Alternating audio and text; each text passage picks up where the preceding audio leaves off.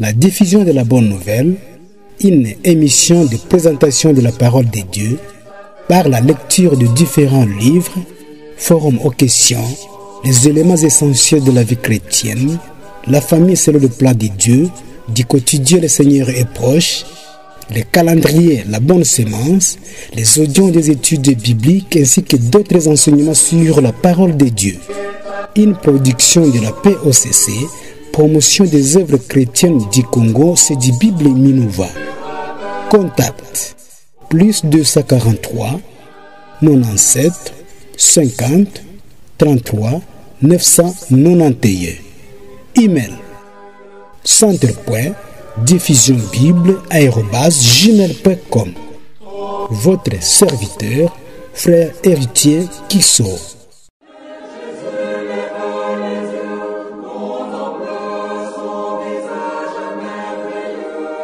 Le CDBIB Minova est situé à Minova, centre commercial, bâtiment underground, chez Herma Chirihambali, sur la route nationale numéro 2, vers Bukavu. Le CDBIB Minova collabore avec le CDBIB de Goma, Kichanga, Bunia, Tumambasa, Mayuano, Biakato, Beni et Butembo. Votre serviteur, frère Ladislas Ndakola.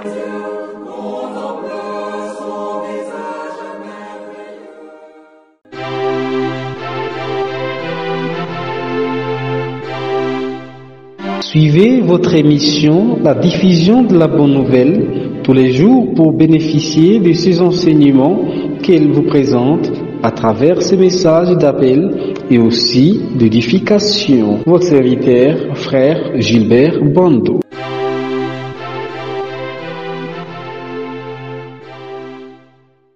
Alors nous avons vu que par la faute de l'homme correspond la grâce de Dieu et le don de grâce de Dieu.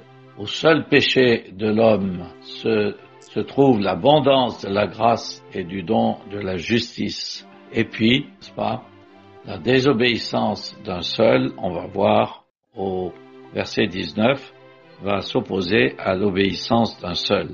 Au verset 18, nous avons dit tout à l'heure déjà que le verset 18 se relie à la fin du verset 12. Il est dit au verset 12, « Comme par un seul homme le péché est entré dans le monde et par le péché la mort, et qu'ainsi la mort a passé à tous les hommes en ce que tous ont péché, ainsi donc, comme par une seule faute, les conséquences de cette faute furent envers tous les hommes en condamnation, ainsi aussi, par une seule justice, les conséquences de cette justice furent envers tous les hommes en justification de vie. » Il y a deux choses qui s'opposent ici, une seule faute et une seule justice. Une seule faute qui a pour conséquence la condamnation envers tous les hommes, une seule justice qui a ses conséquences envers tous les hommes en justification de vie. On peut remarquer que ici, on retrouve un mot qu'on a déjà vu au chapitre 3, c'est le mot « envers tous ». Les conséquences de la faute furent envers tous les hommes en condamnation. Les conséquences de la seule justice sont envers tous les hommes en justification de vie. On a déjà trouvé ce mot au chapitre 3, quand il est dit au verset 22, on va lire au verset 21, « Maintenant, sans loi, la justice de Dieu est manifestée, témoignage lui étant rendu par la loi et les prophètes, la justice de Dieu par la foi en Jésus-Christ envers tous. » Envers tous signifie que ce qui est produit par un seul peut se généraliser à tous. La portée de l'acte d'un seul est universelle. Elle est pour tous. La portée de la faute d'Adam, elle entraîne la mort pour tous. Mais la portée de la justice de Christ est offerte à tous les hommes en justification de vie. Comme descendants d'Adam, tous méritent la condamnation. Mais Dieu a trouvé, ou Dieu a donné plutôt, un remède à cette situation par la seule justice du Seigneur Jésus. Et cette justice est envers tous les hommes en justification de vie. Elle est offerte à tous les hommes. Tous ceux qui croient, reçoivent, sont revêtus de la justice de Dieu, cette justice qui a été manifestée par le Seigneur. C'est une justification de vie. Si nous sommes justifiés, nous avons la vie éternelle. Ceux qui se mettent au bénéfice de l'œuvre de Christ, de la justice de Christ, reçoivent la justification, sont déclarés justes devant Dieu et reçoivent la vie éternelle. Voilà la portée de ce verset 18. Je reprends un peu ce que nous avons dit au sujet du verset 18. Je reconnais que ces passages sont difficiles à comprendre. Il faut souvent beaucoup de temps pour voir ce que le Seigneur veut nous dire. Ce que la faute d'Adam a des conséquences qui s'étendent à tous les hommes. Ces conséquences, nous le savons, c'est la mort, la condamnation de Dieu. À cause de la faute d'Adam, tous les hommes méritent la condamnation. Mais la justice de Christ a aussi des conséquences qui sont offertes à tous les hommes. Tous les hommes qui se mettent au bénéfice de l'œuvre de la croix, qui reconnaissent la justice de Christ et la valeur de l'œuvre de la croix aux yeux de Dieu, sont déclarés justes. Et pour ceux qui n'ont pas connu l'œuvre de la croix parce qu'ils ont vécu avant la venue du Seigneur, tous ceux qui ont cru Dieu, qui ont reçu sa parole comme étant la vérité, sont au bénéfice de cette justice de Christ et sont déclarés justes devant Dieu. Cette justice est offerte à tous les hommes. Ceux qui la reçoivent sont déclarés justes devant Dieu et ils ont la vie éternelle. Au verset 19, nous lisons « Car comme par la désobéissance d'un seul homme, plusieurs ont été constitués pécheurs, ainsi aussi par l'obéissance d'un seul, plusieurs seront constitués justes. » Au verset 18, il y avait une seule faute qui correspond à une seule justice. Ici, il est parlé de la désobéissance d'un seul et puis de l'obéissance d'un seul. La désobéissance d'un seul, c'est la désobéissance d'Adam, qui a désobéi au seul commandement que Dieu lui avait donné, de ne pas manger de l'arbre de la connaissance du bien et du mal. L'obéissance d'un seul, c'est l'obéissance du Seigneur Jésus. Et beaucoup connaissent ce qui est écrit dans Philippiens 2. Il a été obéissant jusqu'à la mort et à la mort de la croix. Ainsi, en contraste, est mis la désobéissance d'Adam et l'obéissance de Christ. La désobéissance d'un seul homme a entraîné que plusieurs sont pécheurs. Les plusieurs sont tous ceux qui sont descendants d'Adam. Et puis l'obéissance d'un seul fait que plusieurs seront constitués justes.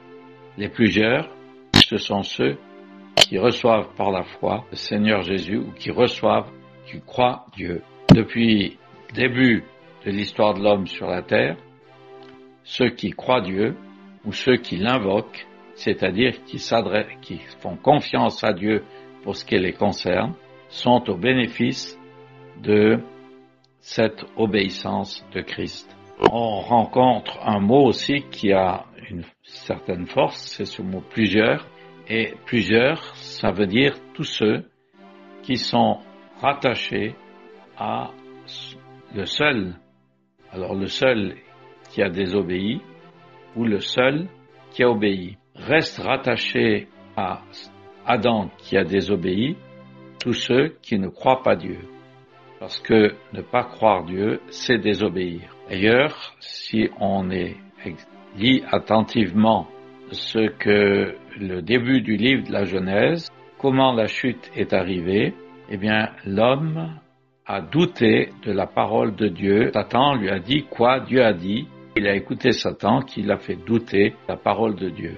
C'est cela la désobéissance, c'est douter de la parole de Dieu, c'est de ne pas croire Dieu. Et alors l'obéissance d'un seul, bien le Seigneur Jésus a toujours obéi, il a toujours fait les choses qui plaisaient à Dieu, et il n'a pas mis en cause la parole de Dieu, et cela se voit d'une manière particulière à la tentation au désert qui nous est rapportée au début des 3 évangiles de Matthieu, Marc et Luc.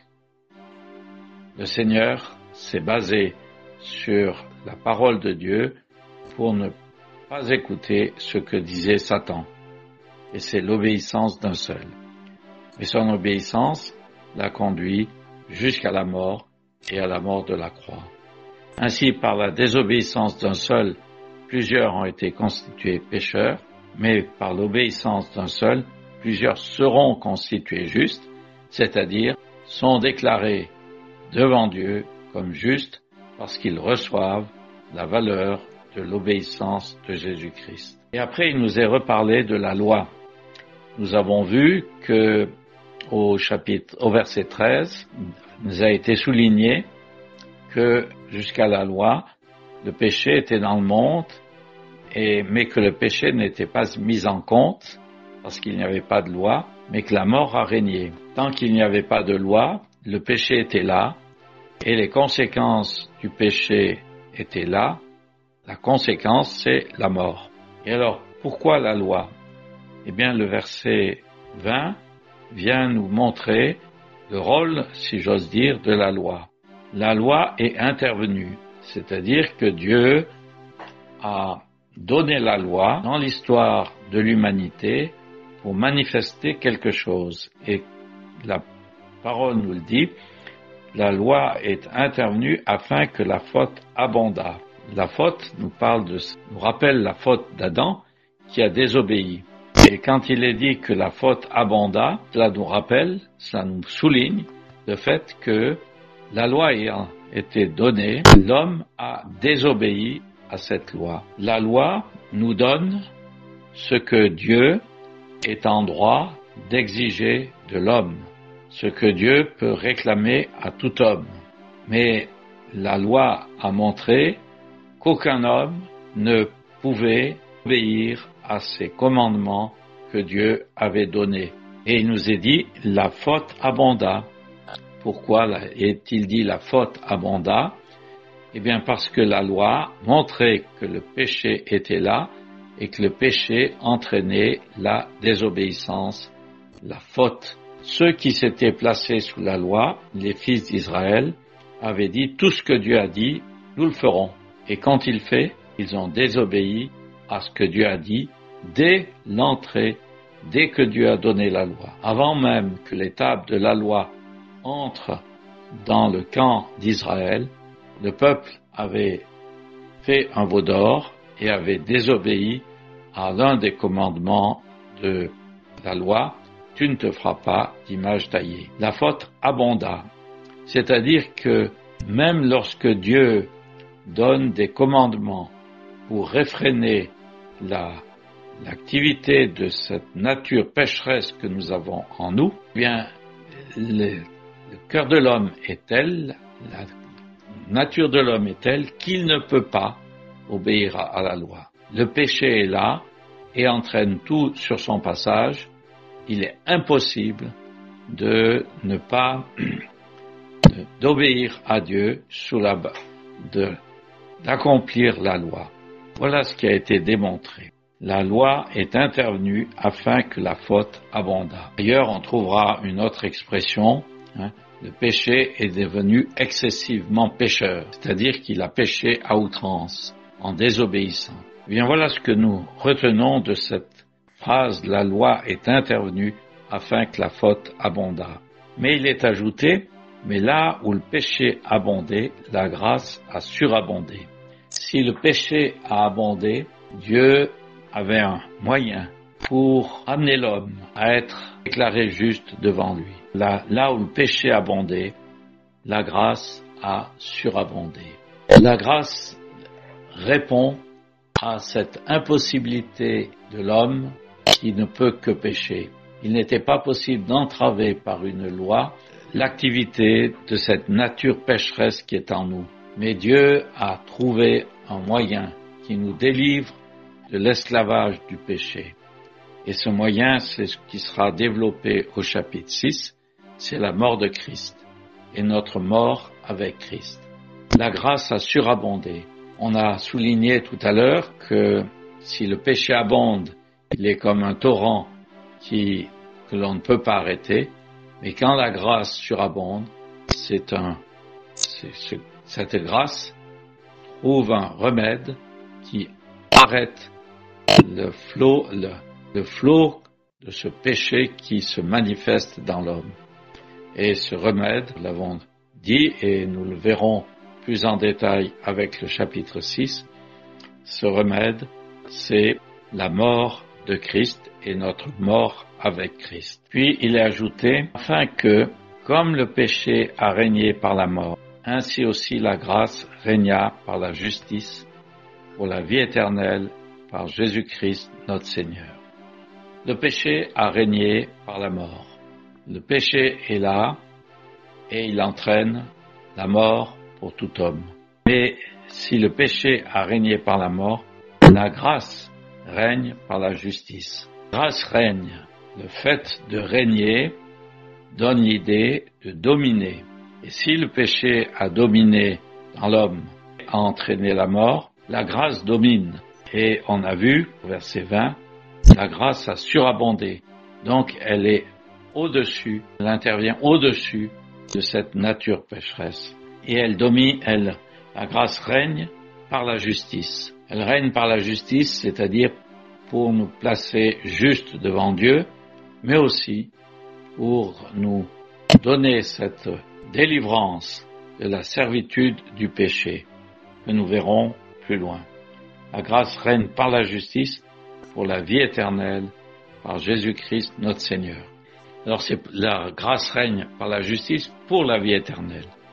Et la vie éternelle, c'est en fait, le Seigneur le dit, c'est ici la vie éternelle, qu'ils te connaissent seul vrai Dieu, et celui que tu as envoyé, Jésus-Christ. La vie éternelle nous met en relation avec Dieu. Et la vie éternelle porte ses fruits, nous allons le voir au chapitre 6, pour marcher en nouveauté de vie. La vie éternelle est manifestée chez ceux qui ont reçu le don de grâce de Dieu. C'est la grâce qui règne, c'est pas la justice. Si la justice devait régner, la justice condamnerait tous les hommes et nous condamnerait parce que par nature, nous sommes pécheurs. Mais la grâce règne, elle nous place au-delà des conséquences du péché, elle nous donne la justice et la justice pour la vie éternelle. Cette juste part, si nous sommes déclarés justes, nous avons aussi la vie éternelle, cette vie qui nous permet d'être en relation avec Dieu. Et nous pouvons noter qu'il est ajouté par Jésus-Christ, notre Seigneur. Tout est lié à la personne du Seigneur Jésus. Au verset 15, il est parlé de la grâce qui est d'un seul homme, Jésus-Christ. Plus loin, il nous est parlé de l'abondance de la grâce et du don de la justice, au verset 17, qui régneront en vie par un seul, Jésus-Christ. Ensuite, il nous est parlé de l'obéissance d'un seul, la justice, une seule justice, c'est la justice de Jésus-Christ. Il nous a parlé de l'obéissance d'un seul, et c'est l'obéissance du Seigneur Jésus. Et ici, il nous est parlé de la grâce qui règne par Jésus-Christ, notre Seigneur. Nous savons comment l'Évangile de Jean nous dit que la grâce et la vérité sont venues par Jésus-Christ. Sans Jésus-Christ, il n'y aurait pas, Dieu ne pourrait pas faire grâce à l'homme. Mais par par le Seigneur qui est venu, qui a refait l'histoire de l'homme, qui a été l'homme, le saint et le juste, comme nous le lisons au livre des Actes, et qui a répondu à notre place de nos fautes, eh bien, nous avons la vie éternelle et nous sommes rendus justes. Et il est bien dit ici, Jésus-Christ, notre Seigneur. Il est notre Seigneur. C'est lui maintenant qui domine sur nous. Ce n'est plus le péché. Ce paragraphe que nous avons considéré, certes, est difficile. Peut-être que si les frères le désirent, nous pourrons revenir un peu sur ce paragraphe la prochaine fois et aborder aussi au moins le début du chapitre 6. Pensons qu'il est bon que chacun lise et relise ce texte de la parole, médite ce qui est écrit pour lui-même afin de le comprendre. Nous reconnaissons, je reconnais pour moi-même qu'il m'a fallu beaucoup de temps pour comprendre quelque peu cela. Et même des années après, il faut toujours revenir et reméditer la parole pour comprendre. Aussi, nous souhaitons que personne ne se décourage devant des passages de la parole qui sont plus difficiles. Peut-être qu'ils sont simples pour plusieurs d'entre vous. Nous arrêterons là pour ce soir.